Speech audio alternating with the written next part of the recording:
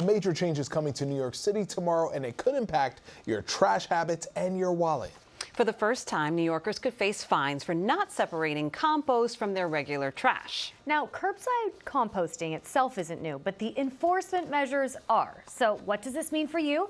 Lucky us, we have Acting Sanitation Commissioner Javier Lohan here in studio with us for this conversation. Thank you so much for joining us. Thank you for having me. And for bringing the composting Yes. bin. Okay, so we know that this isn't new. New York City started composting back in October, but what is new is the enforcement. So tell us what we're looking at if we don't compost. Okay, so we actually started the program, which was a voluntary program, back in 2014. There's been different iterations of it. A lot of it's been a little bit complicated, so we simplified it this time. It's universal. Everybody has access to it. It's pretty simple.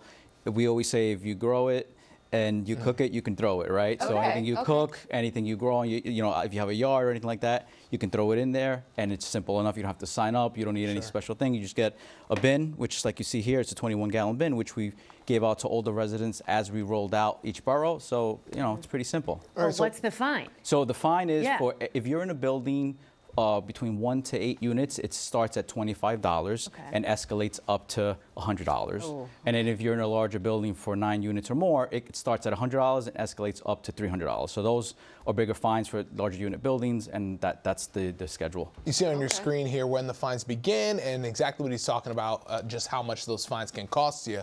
So why composting? Why is this so much important compared to your rest of the trash? Great. So I'm glad you asked that. So as you know, over a third of the trash that we throw out is compostable.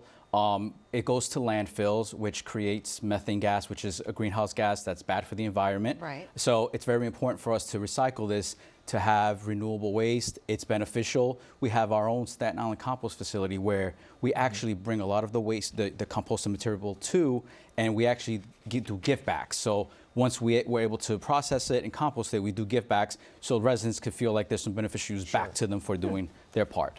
Okay, well, you know, I have a lot of family in the outer boroughs, Queens specifically, and like my mom, she's been composting for a very long time. They have a garden. That's great. But there are other people that I've been talking to, they're saying that they're having issues with the composting because you see this, you see the lovely brown bin, food scraps, yard waste. Some of them are finding issues with the yard waste because they have so much and they're like, okay, you know, that's like kind of where they're running into problems. What would you say to those folks who, you know, want to know if they can maybe have a bigger one? So two things there. If it's just strictly yard waste, you can put it out in a clear plastic bag or a paper bag. So it's simple enough. If you put it out and it's just solely yard waste, you can put it out. This is really more primarily for the food waste because, as you know, you might attract rodents, things like that. But for the yard waste, strictly, you can put it on a clear plastic bag or a paper bag.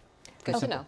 Okay, so for those of us who aren't like Shirlene's mom and have been doing this forever and already know, can you simply break down what you put in compost? You said if you can eat it. Right. Okay. So any kind of food waste. So obviously, you know, vegetables, meat, anything that you cook and you have leftovers, that's something that's compostable. And you know, also like, you know, you have some napkins there, things like that are soiled, that's compostable as well. What about eggshells? Do you eggshells? Yes. Okay, yes. cool. Eggshells. So and you see the list here. This really breaks it down to you, making it really easy so you can understand what you should be throwing in here. I just, you know, for the person living in apartment 13C in a building, a large building, so they should have one of these in each building that everyone can throw in, or should every person get one of these bins? Right. So because it sounds like a lot. Correct.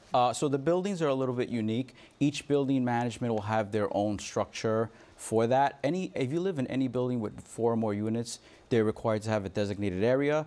It depends on the makeup of the building, the size of the building. Okay. So I think obviously each floor should have an area, but again, it's unique to the building maintenance staff, whatever works for them. But yeah, they should. One of the things that we're going to start doing April 1st is we have a new 311 complaint that you can call if your building is not compliant, is not participating, because that's a lot of the complaints what we get from because people I'm living in curious buildings, if you know, I don't want to get fined if I'm just, you know, my building doesn't have it. I don't want to get hit with a $25, $300 fine. But it sounds like it would be more so the owner of property, the building, the property owner. I just don't want those to get then passed down to, you know, Correct. people. Yeah, the property owner is strictly responsible for the fine. Yes. Okay. How exactly are you enforcing this? Are you going to go building to building and? Yeah, so as you know, one of the simple things about the program is you put it out on your recycling day. Yeah. So we have supervisors that go currently right now and check, all the material and all the, street segments. They will be out there. If there's no brown bins, that'll be an idea for them to go out and see, okay, why they're not putting any material out, and then they'll do investigation. All right, so there's going to be some dumpster diving happening, so you need to